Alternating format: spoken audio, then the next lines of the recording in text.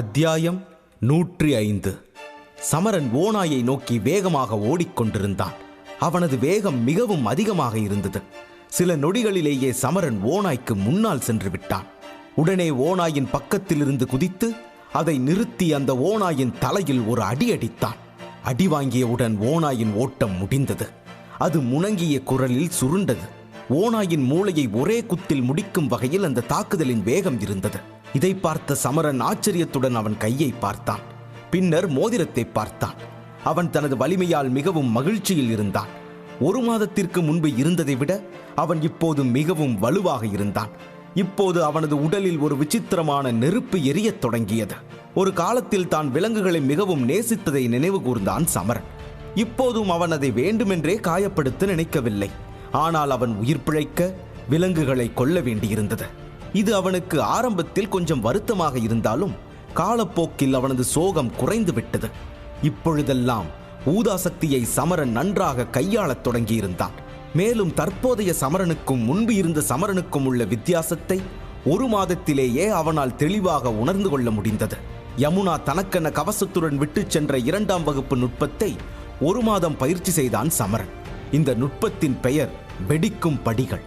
இதைதான் இப்பொழுது இந்த ஓநாயை பிடிக்க பயன்படுத்தினான் சமரன். யமுனா சமரனுக்கு என 2 நுட்பங்களை விட்டு சென்றிருந்தாலும் சமரன் அவற்றில் இந்த ஒரு நுட்பத்தை மட்டுமே கற்றுக்கொண்டான். 2வது நுட்பத்தை பொறுத்தவரை வருணமித்திரர் அவனுக்கு ஏற்கனவே சுடர் மந்திரத்தை கற்பித்திருந்ததால் 2வது நுட்பத்தால் அவனுக்கு எந்த பயனும் இல்லை.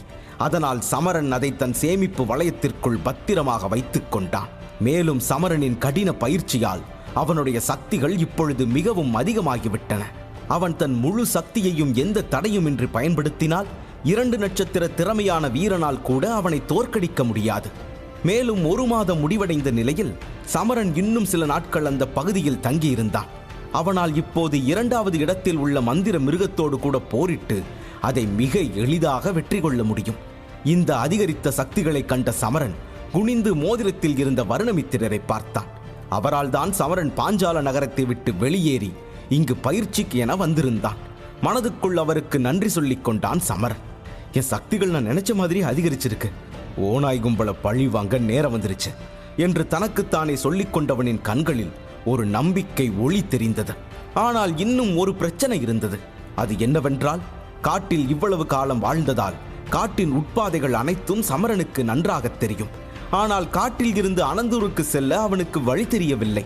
அதை கண்டுபிடிக்க நினைத்த சமரன் மந்திர மிருகங்களின் எல்லைக்கு வெளியே அலைந்து திரிந்தான். மாயாஜால மிருகங்களை வேட்டையாட சில கும்பல் அடிக்கடி இந்த இடத்திற்கு வருவது அவனுக்கு தெரியும். அதனால் யாராவது போர் வீரன் அல்லது ஏதேனும் குழுவின் மூலம் இந்த காட்டில் இருந்து வெளியேறலாம் என திட்டம் தீட்டினான் சமரன். அதனாலேயே இந்த பகுதியில் சுற்றித் திரிந்தான். அன்றும் அவன் தனது பயிற்சியை முடித்த சிறிது நேரத்திலேயே மாலையாகிவிட்டது. அதை கண்ட சமரன் இந்த காட்டில்தான் இரவை கழிக்க வேண்டும் என வானத்தை பார்த்து புரிந்து கொண்டான். ஆனால் அவன் அதை பற்றி சிறிதும் கவலைப்படவில்லை. இது அவனுக்கு பழகி போன ஒன்று. அதனால் முதுகில் தொங்கிய கருப்பு துணியால் மூடப்பட்ட கல்லை தட்டியபடி மேலே நடந்து சென்றான். அந்த கல்லை கருப்பு துணியால் மூடுவதற்கு ஒரு காரணம் இருந்தது. ஓநாய் கூட்டம் முதுகில் கல்லை தொங்கவிட்ட ஒருவனை பிடிக்க வேண்டும் என்றே வீரர்களுக்கு உத்தரவு பிறப்பித்திருந்தது. ஆனால் சமரன் தனக்கு எந்த புதிய பிரச்சனை வருவதையும் விரும்பவில்லை. அதனாலேயே அந்த கல்லை கருப்பு துணி கொண்டு மூடிவிட்டான். காட்டை கடந்து இரவை கழிக்க சமரன் இடம் தேடத் தொடங்கினான். அவன் அப்படி தேடிய பொழுது தூரத்தில் எரிந்து கொண்டிருந்த தீயின் மீது அவனது கண்கள் விழுந்தன. அதை கண்ட சமரன் ஆச்சரியப்பட்டான். என்ன, இங்கு நெருப்பு எரியுது? வேற யாராவது இங்கே இரவு கழிக்க நினைக்கிறாங்களா என்று தனக்குள் சொல்லிக்கொண்டே இருட்டில் மெழுகுவர்த்தியைப் போல தனக்கு சற்று தொலைவில் எரியும் நெருப்பை பார்த்து கொண்டிருந்தான் சமரன். சிறிது நேரம் யோசித்தவன் பிறகு நெருப்பின் அருகில் செல்ல முடிவு செய்தான். சமரன் நெருப்பின் அருகே சென்றபோது நெருப்புக்கு அருகில் 5 பேர் அமர்ந்திருப்பதை கண்டான். சற்று உற்று பார்த்தபோது அந்த 5 பேரில் 3 ஆண்களும் 2 பெண்களும் இருப்பதையும் அவர்களில் சிலர் ஆயுதங்களை கையில் பிடித்திருப்பதையும் உணர்ந்தான். இது தவிர அனைவரின் உடலிலும் ஒரே அடையாளம் போடப்பட்டு அவர்கள் அனைவரும் ஒரே குழுவை சேர்ந்த வீரர்கள் என்று பார்ப்பவர்களுக்கு உணர்த்தினர். சமரன் மெதுவாக அவர்களை நோக்கி முன்னே நகர்ந்தான். ஆனால் திடீரென்று நெருப்பின் அருகே அமர்ந்திருந்த ஒரு மனிதன் ஏதோ சத்தம் கேட்டு தனது ஆயுதத்தை இறுக்கி திரும்பி பார்த்தான். அவன் சமரனை பார்த்து, யாருங்க, எங்க முன்னாடி வா என்று கத்தினான். அந்த மனிதனின் சத்தம் கேட்டு அருகில் அமர்ந்திருந்த மூவரும் கூட தங்கள் ஆயுதங்களை தயார் செய்தனர். அவர்களுடன் இருந்த ஒரு பெண்ணும் தனது சிறிய வாளை எடுத்தாள். ஆனால் அந்த பெண்ணின் வாள் அவள் எடுக்கும் முன்பே 2 முறை அவள் கையில் இருந்து தவறியது. அப்போது அவர்களுக்கு எதிரில் இருளில் இருந்து ஒரு பையன் சிரித்துக் கொண்டே வெளியே வருவதை பார்த்தனர். அவர்களின் எண்ண ஓட்டத்தை சமரன் புரிந்து கொண்டான். தயவு செஞ்சு யாரும் பயப்பட வேண்டாம், என்ன தப்பா நினைக்காதீங்க. நான் இந்த பக்கம் போயிட்டு இருந்தப்ப இங்க நெருப்பு எறிகிறத பார்த்தேன், அதான் இங்க வந்தேன் என்ற சமரன் தன் 2 கைகளையும் தன் எதிரில் நிற்பவர்கள் நம்பும்படியாக காற்றில் உயர்த்தினான். அவர்களை காயப்படுத்த தான் வரவில்லை என அவர்களுக்கு உணர்த்தினான். சமரனின் முகத்தையும் அவன் தங்களை தாக்க வரவில்லை என்பதையும் பார்த்ததும் தான் அந்த 5 வீரர்களும் நிம்மதி பெருமூச்சு விட்டனர். பின்னர் சத்தம் போட்டவன் சமரனை பார்த்து புன்னகைக்க ஆரம்பித்தான். அவன் ஏதோ சொல்ல நினைக்க, அதே நேரம் அவன் அருகில் இருந்த அந்த பெண் வேகமாக எழுந்து சமரனை கோபமாக பார்த்தாள். உனக்கு கொஞ்சமாவது நாகரிகம்னா என்னன்னு தெரியுமா? இது என்ன பழக்கம்? இவ்வளவு அமைதியா எங்க பக்கத்துல வர, நாங்க பேசுறதை எங்களுக்கு தெரியாம கேட்க முயற்சி செய்றியா என்று கோபமாக கேட்டாள் அந்த பெண். 2 முறை அவள் கையில் இருந்த வாள் தவறியதால் எரிச்சல் அடைந்த அந்த பெண் அதை சமரனிடம் கோபமாக வெளிப்படுத்தினாள். ஆனால் அந்த பெண் தன்னை ஏன் சந்தேகிக்கிறாள் என்று சமரனுக்கு புரியவில்லை. அதனால் அவன் அந்த பெண்ணை கவனமாக பார்த்தான்.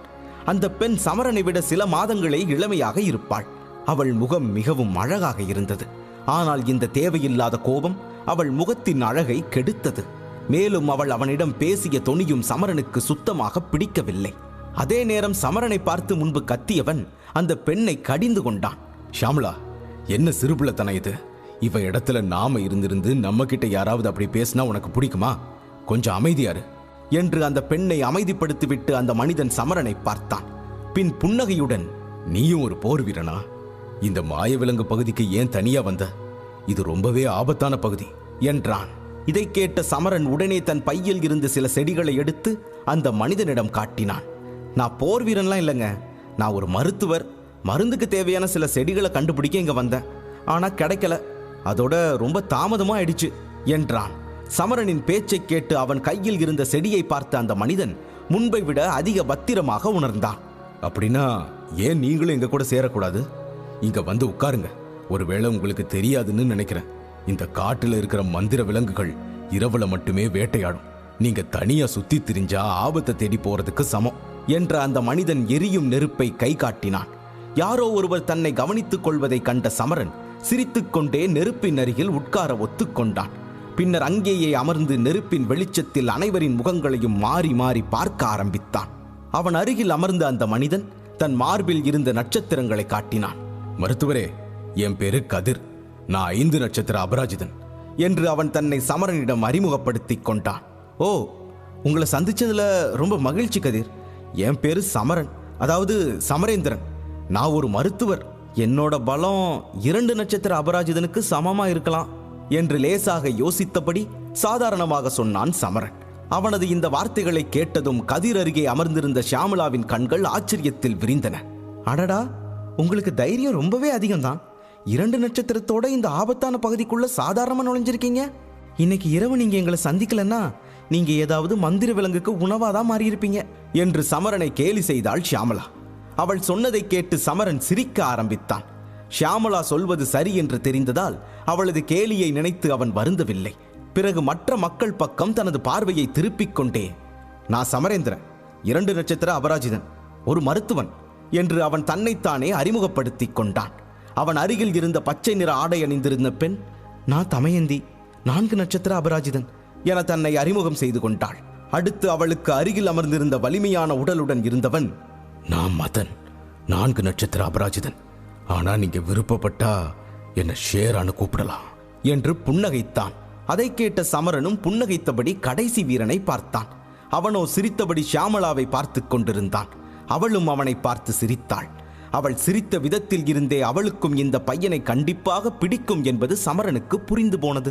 சமரன் இதை பற்றி பெரிதாக யோசிக்கவில்லை. ஏனென்றால் பெரும்பாலான பெண்கள் உடல் ரீதியாக வலிமையான போர் வீரர்களை விரும்புகிறார்கள்.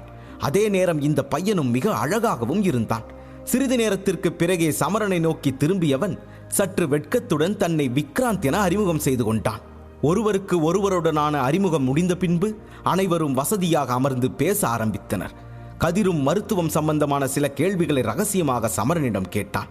சமரனும் அந்த கேள்விகளுக்கு சரியாக பதிலளித்தவுடன் அவனின் மனதில் இருந்த சந்தேகங்கள் முற்றிலும் மறைந்தன. இந்த உரையாடலின் போது அவர்கள் அனைவரும் அனந்தூரில் உள்ள மிகவும் சக்தி வாய்ந்த கும்பல்களில் ஒன்றான இரத்தக் களரி போர் வீரர்கள் குழுவை சேர்ந்தவர்கள் என்பதை சமரன் அறிந்து கொண்டான். மேலும் கதிருக்கு பக்கத்தில் அமர்ந்திருந்த ஷியாமளா அந்த குழுவில் உள்ள சக்தி வாய்ந்த ஒருவரின் மகள் என்றும் தெரிந்து கொண்டான். இவ்வளவு சக்தி வாய்ந்த குழுவின் உதவியுடன் அவள் என்ன வேண்டுமானாலும் செய்யலாம். ஒருவேளை அதனால்தான் அவள் பெருமைப்பட்டு கொண்டிருக்கிறாளோ என்று நினைத்து சந்தேகம் கொண்டான் சமரன். என்னதான் சாதாரணமாக பேசினாலும் சமரன் தனது உண்மையான நோக்கத்தை மறக்கவில்லை. மேலும் ஒவ்வொரு பேச்சிலும் ஓநாய் கூட்டத்தை பற்றிய செய்திகளை சேகரிக்கத் தொடங்கினான். இதற்காக சில நேரங்களில் சக்தி வாய்ந்த கும்பல்களின் தற்போதைய நிலை குறித்தும் சில சமயங்களில் அவர்களின் தலைவர்களை பற்றியும் கேள்வி கேட்டான். இது யாரிடமும் பொதுவாக மறைக்கப்படுவது இல்லை. அதனால் கதிர் எல்லாவற்றையும் மகிழ்ச்சியுடனும் ஆர்வத்துடனும் சமரனிடம் பகிர்ந்து கொண்டான். கதிரின் வாயிலிருந்து ஓநாய் கூட்டத்தை பற்றி தெரிந்து கொண்ட சமரன் நிம்மதி பெருமூச்சு விட்டான். அனந்தூரின் சக்தி வாய்ந்த கும்பல்கள் ஓநாய் கூட்டத்துடன் சேர்ந்து அவனை தேடாததால் அவன் சற்று மகிழ்ந்தான். எல்லாவற்றிற்கும் மேலாக சமரன் இப்போது முன்பை விட சக்தி வாய்ந்தவனாக மாறியிருந்தான். அதனால் ஓநாய் கூட்டத்தை எதிர்கொள்ள அவனுக்கு சிறிதும் பயம் இல்லை. தனக்கு வேண்டிய தகவல் கிடைத்ததும் சமரன் அங்கிருந்து செல்ல நினைத்தான். ஆனால் கதிர் அவனிடம் மிகுந்த நட்பாக பேசினான். அதனால் அவன் பேச்சை மறுக்க முடியாத சமரன் அன்றைய இரவை அவர்களுடன் கழிக்க முடிவு செய்தான். இரவில் அனைவரும் ஒரே கூடாரத்தில் தங்கப்போவதைக் கண்டான் சமரன். அங்கு ஷியாமளா அவனுடன் பேச முயற்சித்தாள். ஆனால் சமரன் அவளை புறக்கணித்தான். தலையணையை பிடித்துக்கொண்டு நேராக தூங்க விரும்பினான். இதனால் கோபம் கொண்ட ஷியாமளா கோபத்தில் தரையை காலால் உதைத்தாள். பிறகு அனைவரும் நிம்மதியாக உறங்க இரவு மெதுவாக கழியத் தொடங்கியது. காலையில் சூரியன் கூடாரத்தை சூடாக்கத் தொடங்கியதும் சமரன் கண்களை திறந்து அந்த கூடாரத்திலிருந்து வெளியே வந்தான். வெளியே வந்தவுடனே அவனது கண்கள் கதிர் மீதும் எல்லா பொருட்களையும் அடுக்கிக் கொண்டிருந்த மற்றவர்கள் மீதும் விழுந்தது. அவர்களை பார்த்த சமரனும் அவசர அவசரமாக அவர்களுக்கு உதவ முன்வந்தான். ஆனால் அப்போது ஷியாமளா, அடடே, ஒரு வழியா நீங்க எழுந்துட்டீங்க போல. ராஜ வாழ்க்கை தான். நாங்க இரவு முழுக்க விழிச்சு காவல் காத்துக்கிட்டு இருந்தோம். ஆனா நீங்க ஒரு ராஜாவை போல சொகுசா தூங்கிட்டு இருந்தீங்க. இதுல இருந்தே நீங்க ரொம்ப பெரிய ஆள்னு எங்களுக்கு தெளிவா புரியுது என்று நக்களுடன் பெருமூச்சு விட்டு சொன்னாள். அவள் சொல்வதை கேட்டு சமரன் அவளை கண்டுகொள்ளவில்லை. அவன் தொடர்ந்து கதிருக்கு உதவினான். முகாமை சுற்றி வெள்ளை பொடியை தூவாமல் மாய விலங்குகளை நெருங்க விடாமல் இருந்திருந்தால் ஒருவேளை இவர்களின் இரவு இவ்வளவு நிம்மதியாக கழிந்திருக்காது என்று நினைத்து மனதுக்குள் சிரித்துக் கொண்டான் சமரன். ஆனால் சமரனின் புறக்கணிப்பால் ஷியாமளா மிகவும் கோபம் கொண்டாள். சமரனை திட்டுவதற்கு தயாரானாள். ஆனால் அதற்குள் விக்ராந்த் அவளை நிறுத்தி சமாதானம் செய்தான். அதில் அவளும் சற்று அமைதியானாள். பின்னர் அனைத்து பொருட்களையும் மூட்டை கட்டி கிளம்ப சமரனும் அவர்களுடன் சிறிது தூரம் நடந்து சென்றான். பின் வழியில் வந்த ஒரு அகலமான சாலையை கண்டவுடன் புன்னகைத்த சமரன் கதிரின் முன் தன் இரு கைகளையும் கூப்பி, கதிர், நான் உங்ககிட்ட இருந்து விடைபெற நேரம் வந்துருச்சு. நீங்க எல்லாரும் எனக்கு கொடுத்த அன்புக்கும் அக்கறைக்கும் என் இதயத்தோட அடிப்பகுதியிலிருந்து நன்றி சொல்லிக்கிறேன் என்று கூறி புன்னகைத்தான். ஆனால் சமரனின் பேச்சை கேட்ட கதிர் சற்று ஆச்சரியமடைந்தான். ஆனா நீங்க அனந்தூருக்கு போகணும்னு சொன்னீங்க இல்லையா? நாங்களும் அங்கதான் போறோம். நாம சேர்ந்து போகலாமே என்று ஆச்சரியத்துடன் கேட்டான் கதிர். அவனுக்கு என்ன பதில் சொல்வது என்று புரியாமல் புன்னகையை அப்படியே வைத்திருந்தான் சமரன். அவன் நினைத்தால் ஷியாமளாவை புறக்கணித்துவிட்டு இந்த குழுவுடன் சென்றிருக்கலாம். ஆனால் ஷியாமளாவின் நடவடிக்கை காரணமாக அவளிடம் இருந்து ஒதுங்கி தனியாக இருப்பது நல்லது என்று சமரன் நினைத்தான். அதனால், இல்ல, திடீர்னு எனக்கு சில வேலைகள் ஞாபகம் வந்துச்சு. அதை செய்யாம என்னால அனந்தூருக்கு திரும்பி போக முடியாது. அந்த வேலையை செய்ய அரை நாளாவது ஆகும். எனக்காக காத்திருந்தா அது உங்களுக்கு தான் தொந்தரவா இருக்கும். அதனால தான் சொல்றேன், நீங்க என்ன பத்தி கவலைப்பட வேண்டாம். உங்க பயணத்தை நீங்க தொடருங்க என்று புன்னகையுடன் பதில் தந்தான் சமரன். அதை கேட்ட கதிர் பதில் சொல்வதற்குள் ஷியாமளா குறுக்கிட்டாள். அவர் சொல்றதும் சரிதான். நாம தொடர்ந்து போகணும். எப்படியும் இந்த சுமையை சுமக்கிறதால நமக்கு என்ன பயன்? எப்படியும் 2 நட்சத்திரங்கள் தான். அவன் என்னை விட ரொம்ப பலவீனமானவன் என்று முகத்தை சுளித்தாள் ஷியாமளா. டிஸ்கிரிப்ஷனில் கொடுக்கப்பட்டுள்ளது.